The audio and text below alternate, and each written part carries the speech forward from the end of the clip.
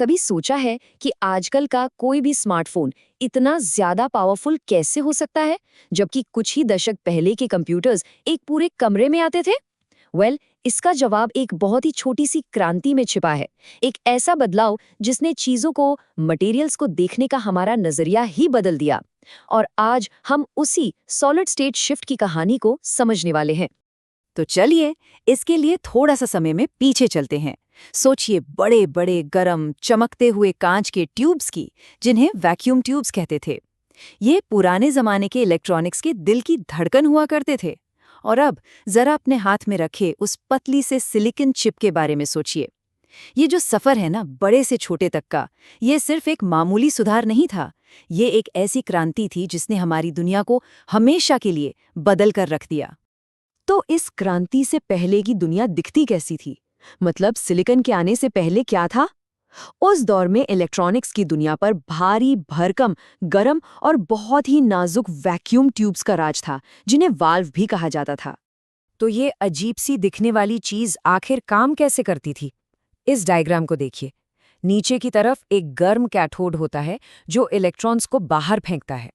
ये इलेक्ट्रॉन्स एक खाली जगह से, यानी वैक्यूम से होते हुए ऊपर एनोड की तरफ भागते हैं। और बीच में वो जो ग्रिड है ना, वो एक गेटकीपर की तरह काम करता है, जो इस बहाव को कंट्रोल करता है। तरीका तो बहुत ही चालाकी भरा था, लेकिन ये सब कुछ एक नाजुक खाली कांच के बल्ब के अंदर करना पड़ता था। लेकिन इस टेक्नोलॉजी के साथ ना बहुत बड़ी दिक्कतें थीं।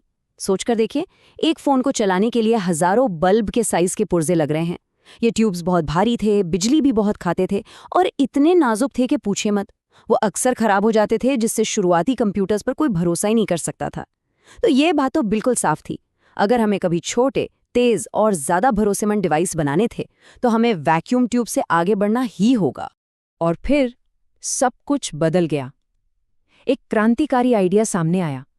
क्या हो अगर हमें उस खाली जगह की, उस वैक्यूम की जरूरत ही न पड़े? क्या हो अगर हम बिजली के बहाव को किसी ठोस चीज के अंदर ही कंट्रोल कर लें? और यही वो आइडिया है जो इस स्लाइड में दिख रहा है। गर्म फिलामेंट्स को भूल जाइए।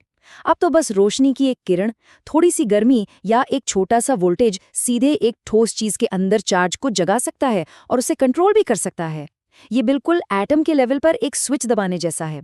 कोई खाली जगह नहीं, कोई भारी कांच नहीं, बस शुद्ध असरदार कंट्रोल। तो चलिए दोनों टेक्नोलॉजी को आमने सामने रखकर देखते हैं। चार्ज वैक्यूम में नहीं, अब एक सॉलिड में बह रहा है। बिजली की खपत बहुत ज्यादा से बहुत कम हो गई और अविश्वसनीय और कुछ ही समय तक चलने वाली चीजों की जगह ऐसी चीजों ने ले ली जो लगभग कभी खराब ही नहीं होती। ये सिर्फ एक सुधार नहीं था, ये जमीन आसमान का फर्क था। तो ठीक है, हमने ये तो जान लिया कि क्या बदला, लेकिन सवाल ये है कि ये कैसे मुमकिन हुआ। चलिए अब उस बुनियादी फिजिक्स को समझते हैं जो सॉलिड स्टेट कंट्रोल की जड़ में है।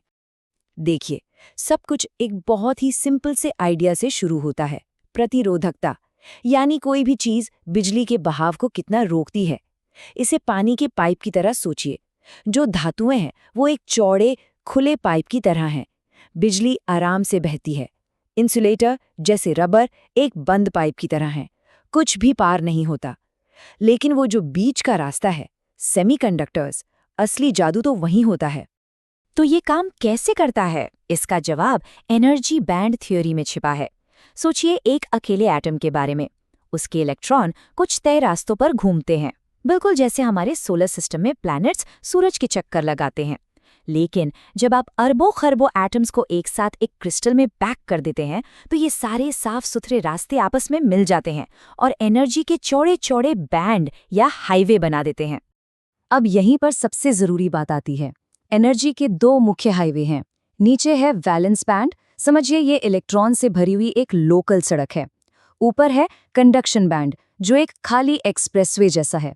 अब बिजली का बहाव पैदा करने के लिए एक इलेक्ट्रॉन को इस लोकल सड़क से कूदकर ऊपर एक्सप्रेसवे पर जाना पड़ता है।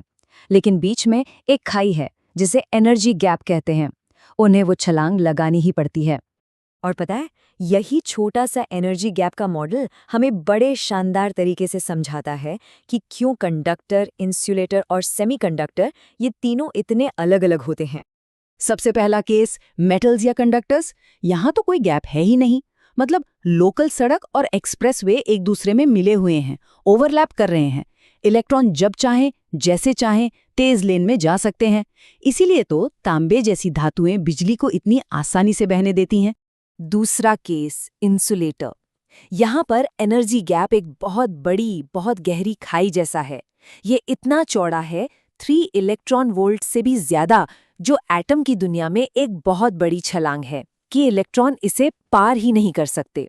एक्सप्रेसवे हमेशा खाली रहता है। यही वजह है कि चार्जर के चारों ओर लगी रबर हमें बिजली के झटके से बचाती है। और अब सबसे जरूरी केस, सेमीकंडक्टर्स। यहाँ गैप बस एक छोटी सी खाई जैसा है। ये इतना छोटा है कि हम थोड़ी सी एनर्जी देकर, एक छोटा सा धक्का देकर इलेक्ट्रॉन्स को उस पार छलांग लगा सकते हैं। हम उन्हें एक्सप्रेसवे पर जाने दे सकते हैं या उन्हें रोक सकते हैं। मतलब हम बहाव को ऑन और ऑफ कर सकते हैं। और यही तो कंट्रोल है जिसकी हमें तलाश थी। तो ये देखिए, पूरी कहानी एक साथ। मेटल्स जिनके बैंड मिले हुए हैं हमेशा ऑन रहते हैं। इंसुलेटर्स जिनमें बहुत बड़ा गैप है हमेशा ऑफ रहते हैं। और बीच में है हमारे सेमीकंडक्टर्स जिनके पास वो बिल्कुल सही साइज का कंट्रोल करने लायक गैप है। यही छोटा सा फर्क हमारी पूरी डिजिटल दुनिया को मुमकिन बनाता है। तो चलिए अब इन सब डॉट्स को कनेक्ट करते हैं। ये जो एटम के लेवल की छोटी सी चीज है, ये एनर्जी गैप, ये हमारी बड़ी सी दुनिया को आखिर चला कैसे रही है? तो एक बार फिर से याद करते हैं कि हमने क्या क्या देखा। हमने भारी भरकम वैक्यूम ट्यूब से शुरू करके एटम के लेवल पर कंट्रोल तक का सफर देखा। हमने चीजों को उनकी बिजली रोकने की क्षमता के आधार पर बांटा और फिर हमने एनर्जी बैंड थियरी के साथ उनके अंदर छिपे राज को खोला।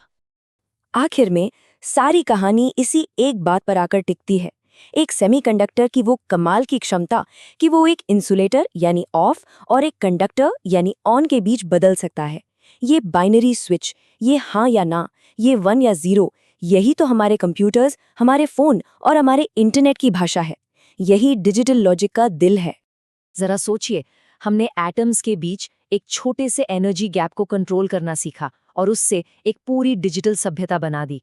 ये सोचने पे मजबूर करता है ना कि जब हम मटेरियल साइंस का अगला ऐसा कोई बड़ा राज खोलेंगे तो हम और क्या क्या कमाल की चीजें बना पाएंगे।